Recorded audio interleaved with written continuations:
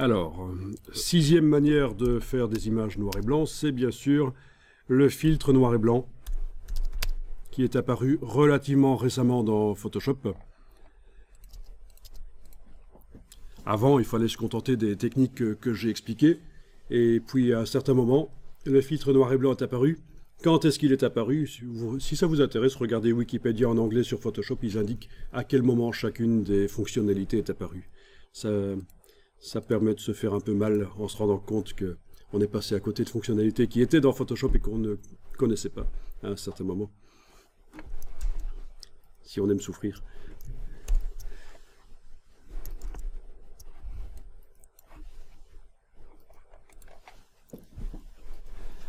Donc,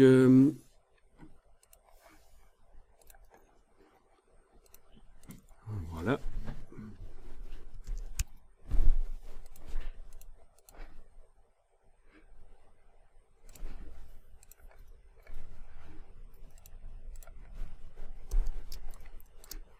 Donc, filtre noir et blanc que je vais utiliser sous forme de calque, en fait.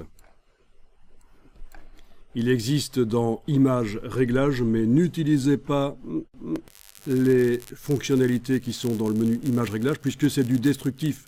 Ça attaque directement les pixels du calque, à moins que vous ayez une bonne raison de faire. Utilisez plutôt le système des calques de réglage.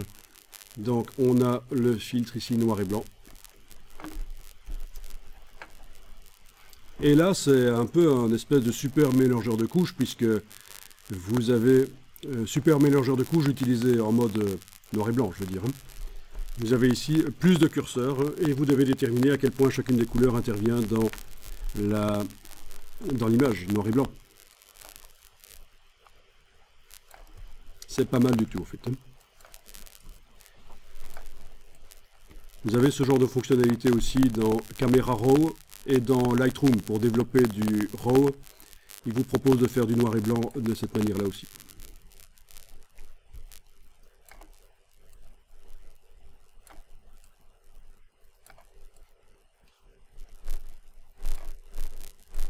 C'est bien, ça peut être un peu rapide, c'est bien.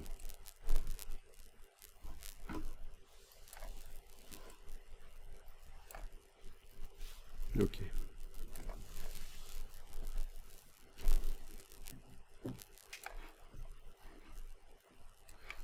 Même principe que tout à l'heure, vous pouvez, si vous voulez, dupliquer le calque de réglage et faire quelques versions et puis choisir quelle est la meilleure.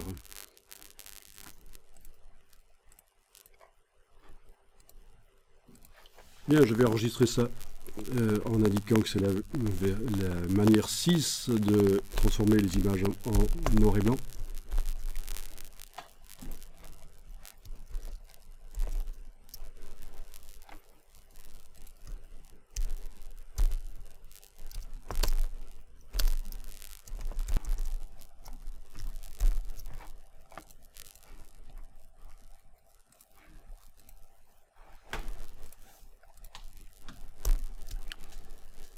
Donc une manière qui donne pas mal de contrôle, c'est d'ajouter un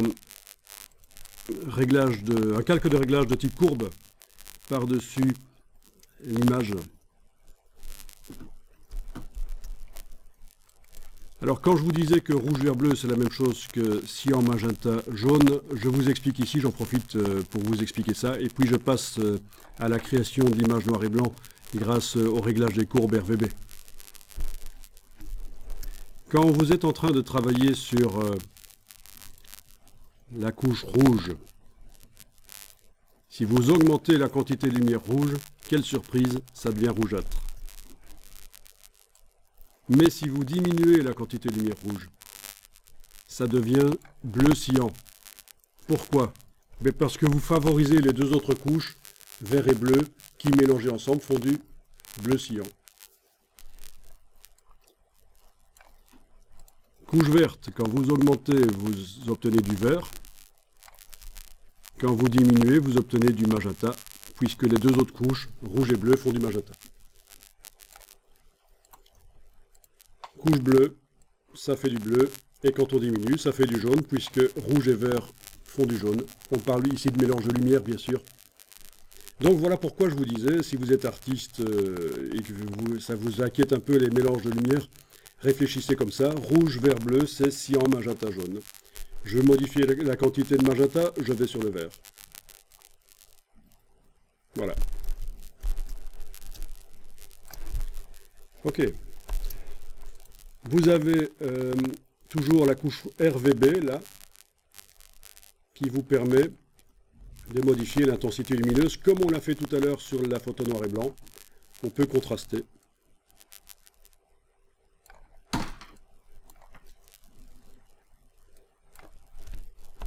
Évidemment, là, du coup, j'ai trop de magenta, donc je retourne dans la couche verte. Voilà. Là, j'ai peut-être un peu trop de jaune, je retourne dans la couche bleue. Vous voyez, ça, c'est un peu le principe de la correction avec le réglage des courbes. Alors, astuce. À choisir, il vaut mieux que ce soit trop bleu que trop rouge ou trop vert. Donc, quand vous faites des corrections couleurs sur les photos, le moins pire en cas de dominante couleur qui apparaît, c'est que ce soit bleu. D'accord? Donc n'hésitez pas à pousser un peu le bleu, ça fait propre en plus, c'est bien.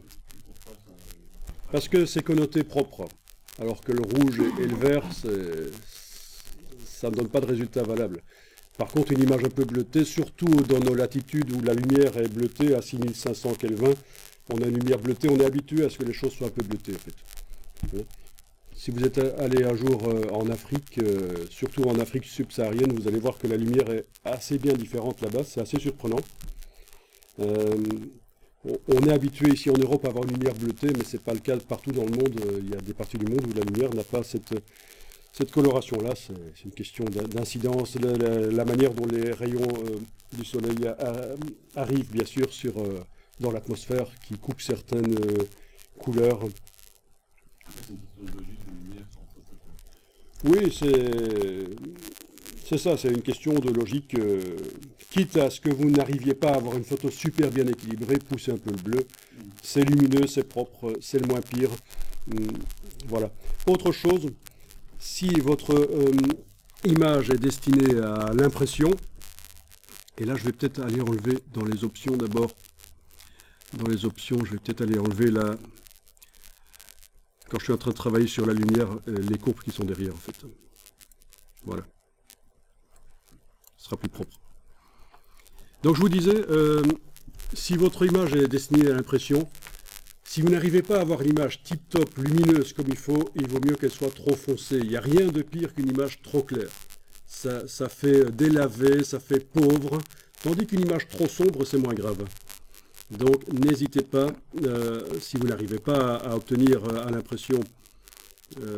on a tendance, en fait, voilà ce qui se passe, quand on fait une correction sur l'écran, on a tendance à corriger pour l'écran. Si ça va être pour l'impression, il faut aussi penser qu'il faut de la densité d'encre. Il faut qu'il y ait de la matière, il faut que ce soit riche. Et n'hésitez pas, de toute façon, avant de sortir le produit final, vous allez faire des tests, des épreuves sur imprimante pour tester aussi. L'imprimante couleur jet d'encre peut simuler les presses offset et vous allez pouvoir simuler grâce au profil les sorties offset et choisir la meilleure version de vos photos. Voilà, donc voilà par exemple une photo qui est assez sombre, mais je pense que pour une impression sur papier, ce sera bien. Je pense que pour un écran, elle serait peut-être un peu trop sombre si je voulais la juger vraiment pour un affichage sur écran. Mais pour un magazine, je préfère jouer la carte de la sécurité et faire trop sombre. Il faut éviter absolument les choses trop claires.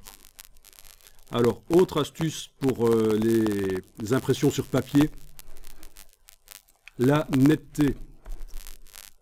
Alors écoutez bien ça parce que c'est super important. Je vais convertir en objet dynamique le calque ici pour pouvoir lui mettre un filtre de netteté sur lui. Je ne vais pas ici jouer avec le passe haut. Je pourrais.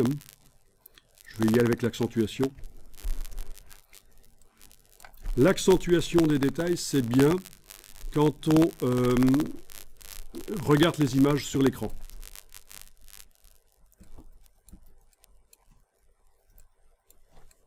C'est quand même le pire des réglages, ça, pour l'accentuation. Je vais quand même augmenter un peu le seuil pour préserver certaines nuances dans le visage notamment. Voilà.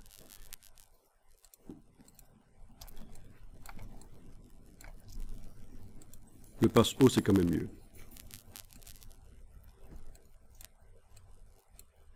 C'est ça le problème avec le filtre accentuation, c'est que ça fait tout de suite des espèces de grumeaux typiques des magazines bas de gamme avec des photos de paparazzi. Vous avez ces espèces de taches qui apparaissent. Je ne sais pas si vous voyez. Mais bon. Finalement, je vais peut-être annuler ça et quand même faire le passe haut, ce sera mieux. Voilà, je duplique le calque. Je vais lui mettre un filtre divers passe haut. Voilà. Le mettre en mode incrustation. Voilà. Ouais, ce sera quand même mieux. Je pense. Ça reste une image JPEG à l'origine, avec tous les problèmes que ça suppose.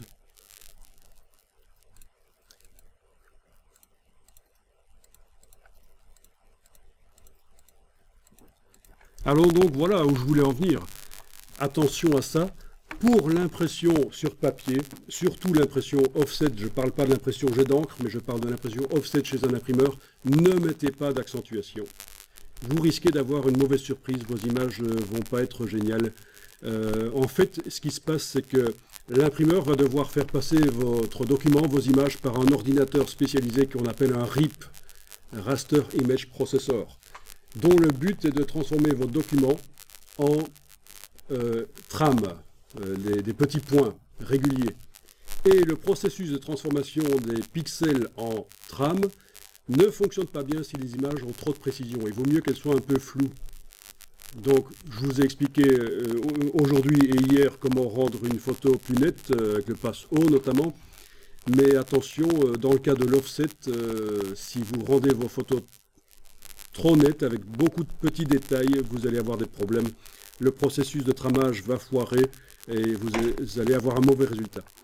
Donc, c'est vraiment il faut vraiment tenir compte de ce que je vous dis ici chez l'imprimeur. Et le problème, c'est que vous n'allez pas pouvoir le simuler avant, en fait, le problème. C'est juste quand le tramage sera créé que vous allez voir ça.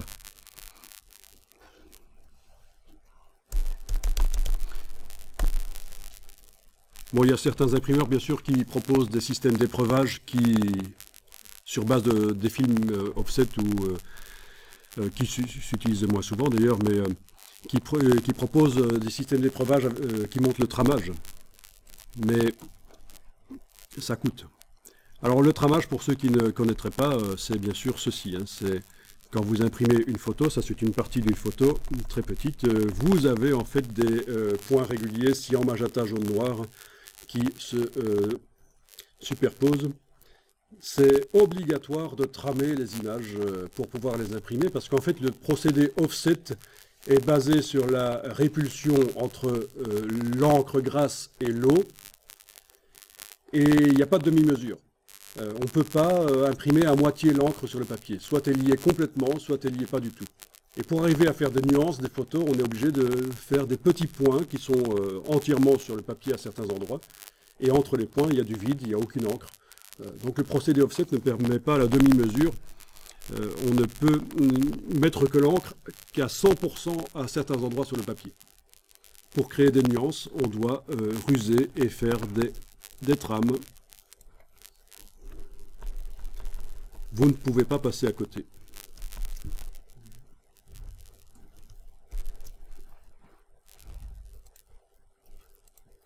Vous ne pouvez pas échapper à ce processus de trame offset.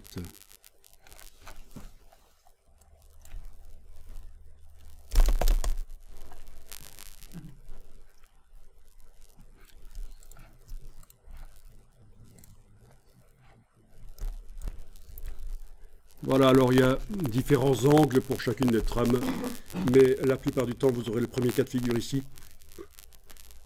L'encre la plus foncée, le noir, va être mise à 45 degrés, parce que c'est comme ça que l'œil repère le moins les détails, c'est quand les choses sont à 45 degrés. L'œil repère les détails super bien dans ce qui est régulier comme ça des grilles, en fait, hein, des lignes verticales. C'est pour ça qu'on utilise l'encre la plus claire pour cet angle-là à 0 degré. Voilà pour la petite histoire, en fait. Pourquoi est-ce que l'encre noire est à 45 degrés quand vous imprimez et l'encre jaune est celle qui est en rangée comme ça, verticale, horizontale. On prend la plus sombre pour l'angle pour lequel l'œil est le moins performant pour repérer les détails. Et la plus claire pour... Ah bien sûr, il y a un ordre. L'encre noire est la dernière arrivée.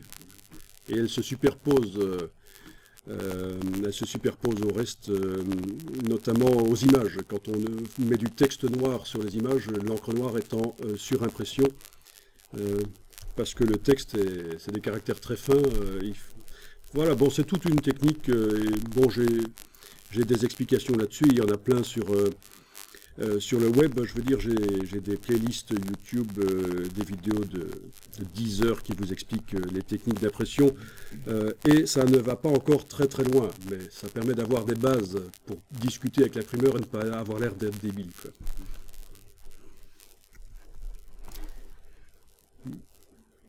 Donc voilà, je voulais vous parler de ça, en tout cas, d'oublier l'accentuation des détails pour les images offset. Ça va vous poser des problèmes. Vaut mieux qu'elles soient un peu floues quand même.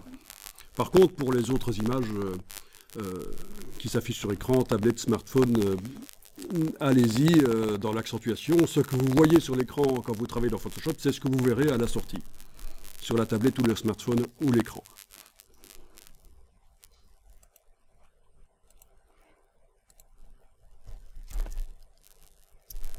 Alors, je continue parce qu'en fait, j'étais là pour vous expliquer comment faire une image noir et blanc grâce au réglage des courbes RBB. Je vais peut-être jeter mon calque de passe haut ici qui ne sert pas finalement. Donc, le principe, c'est que je vais demander à Photoshop de me montrer l'image telle qu'elle sera sur une sortie en noir et blanc. Donc, dans le menu affichage format d'épreuve, vous allez jusque personnaliser.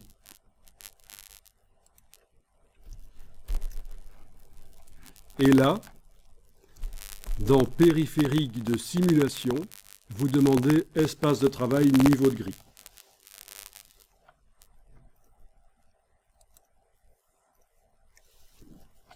OK. Résultat, vous avez toujours une image en couleur.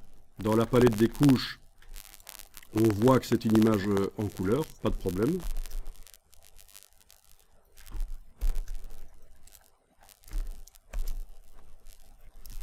Mais vous la voyez en noir et blanc. Vous allez dans le réglage des courbes.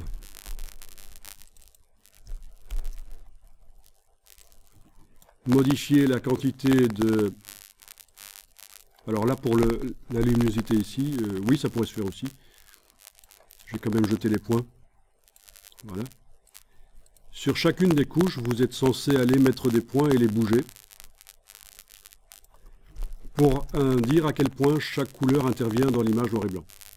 La différence par rapport à ce qui se passait avec le filtre noir et blanc et le mélangeur de couches, c'est que ici, non seulement on peut dire oui, la lumière rouge va intervenir à ce point-là, la lumière verte à ce point-là, etc. Mais vous pouvez aussi moduler, vous pouvez mettre jusqu'à 16 points de contrôle sur la courbe et moduler vraiment pour que les parties vert foncé influencent plus ou les parties vert clair. Bon, ça c'est vraiment pour les photos importantes. Je ne ferai pas ça pour une photo dans un magazine.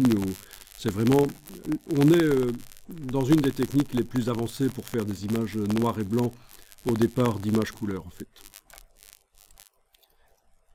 Ne faites jamais de courbe qui descend. Évidemment, ça ferait un négatif sur une partie d'image. Donc jamais de courbe qui descend. Ça va, hein, mais jamais un point comme ça en dessous d'un autre. C'est mauvais, vous allez faire foirer l'image.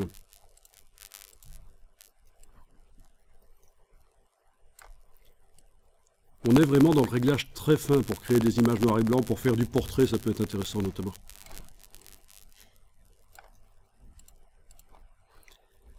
Alors, astuce que je vous rappelle, vous obtenez un résultat qui vous paraît bien, qu'est-ce qu'il faut faire? Il faut arrêter. Vous arrêtez de chipoter la courbe si vous pensez que c'est pas mal, et vous dupliquez le calque, vous enlevez l'œil en face du calque précédent, et vous continuez à travailler sur le duplicata. Sinon, retrouver un réglage que vous aviez eu à un certain moment, ça va être très difficile. N'hésitez pas à dupliquer, enlever l'œil, continuer le travail sur le duplicata.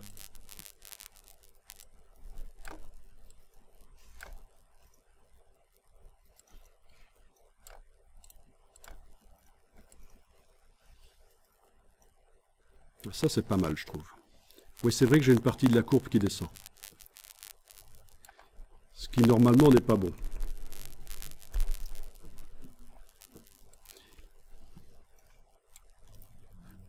Mais je trouve que le résultat, je trouve qu'au niveau de la densité de l'image, ça montre bien l'effort sportif. En fait, ça paraît débile de dire ça, mais le fait qu'il y ait du détail foncé, que ce soit un peu torturé, comme ça, je trouve que ça convient bien au sujet. Bon, on est vraiment dans la sensibilité artistique ici. Donc les trois versions que j'ai faites, celle-ci, celle-là ou celle-là, bon, définitivement, c'est celle-là qui me paraît la plus intéressante, la dernière.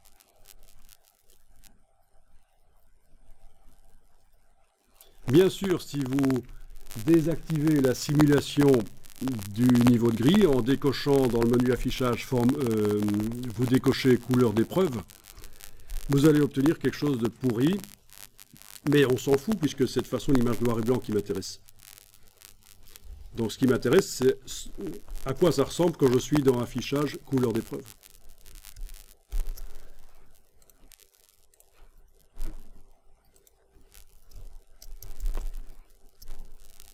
Donc ça, c'était la version 7 de la manière de faire des images noir et blanc. Et je pense qu'on n'ira pas plus loin. Si vous voulez aller encore plus loin, peut-être qu'il faut penser à Lightroom ou Camera Raw. Alors Camera Raw, c'est un filtre Photoshop qui est capable d'ouvrir donc évidemment du RAW, mais c'est aussi capable de travailler sur du JPEG, bizarrement. Donc une image en JPEG peut être ouverte dans Camera Raw et vous allez avoir toutes les fonctionnalités, mais moins de matière de départ. Vous n'avez pas toutes les nuances qu'on a dans le RAW, bien sûr. Dans du JPEG, c'est vraiment ce qui est plus pourri.